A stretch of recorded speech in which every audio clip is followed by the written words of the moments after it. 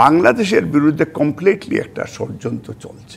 ফেসিস্টের দূষররা এখন পর্যন্ত বিভিন্ন স্থানে তারা কাজ করছে। এম এ মালিক, আপনার কাছে আসি। বিএনপি আজকের এই ঘটনার নিন্দা জানিয়েছে এবং জামায়াতও বলেছে আসলে তারাও এই ধরনের ঘটনার মধ্যে এক ধরনের অশনি সংকেত দেখতে পাচ্ছে। একটু জানতে চাই, এই যে ঘটনা, সেই ঘটনা নিঃসন্দেহে সরকার প্রশাসন প্রত্যেকের এক ধরনের দায়িত্ব ছিল, সেই দায়িত্ব আসলে এড়িয়ে যাবার কোনো সুযোগ আছে কিনা, নাকি এই ঘটনার মধ্য দিয়ে আমরা নাহিদ ইসলাম যেহেতু ঘোষণা করেছেন দ্বিগুণ শক্তিতে বাধা দেওয়া হবে, যারা আজকে এই বাধা দিয়েছেন আরো বড় কোনো কর্মকাণ্ডের দিকে আমরা যাচ্ছি? আমার যে বিষয়টা হচ্ছে যে আমি যদি যেটা কামাল ভাই থেকেও যদি বলি যে আজকে যদি তারা বলে যে শেখ মুজিবের আপনার কবর ভাঙার জন্য তারা মার্চ করেছে, কিন্তু এর আগে যদি আমি বলতে চাই যে জিয়ারত করার জন্য যখন গেল আমাদের স্বেচ্ছাসেবক দলের সভাপতি সেপ্টেম্বর 13, ওনার স্ত্রী সহ প্রায় 50 জন আহত হয়েছে।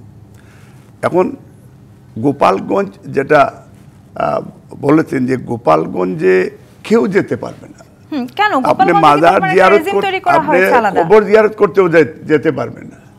এবং যারা এই স্টুডেন্টরা গোপালগঞ্জে যেটা আপনি বলেছেন, যেটার জন্য সাম্য, মানবিক মর্যাদা, সামাজিক ন্যায় বিচার, যেটা প্রতিষ্ঠার জন্য যুদ্ধ হয়েছে, যেটা ফেসিস্ট হাসিনা বিরোধী আন্দোলনে এই দেশের মানুষকে যারা মুক্তি করেছে, এবং এখন বাংলাদেশের বিরুদ্ধে কমপ্লিটলি একটা ষড়যন্ত্র চলছে।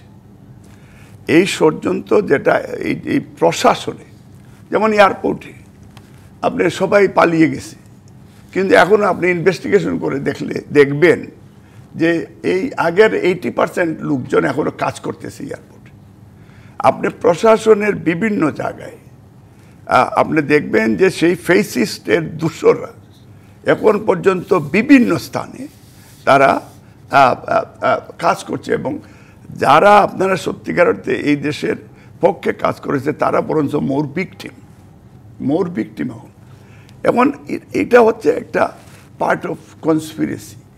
এবং এটা কি সেই ষড়যন্ত্রে বারবার রাজনৈতিক দলগুলো সেই ফাঁদে পা দিচ্ছে? এটার জন্য শুনেন, একটা বৃহত্তর country India, totally they are responsible, because Indian এবং আওয়ামী লীগের কাঁচা পয়সা, আওয়ামী লীগের বিলিয়ন ডলার তাদের পকেটে, এবং আওয়ামী লীগের কাছে অবৈধ অস্ত্র।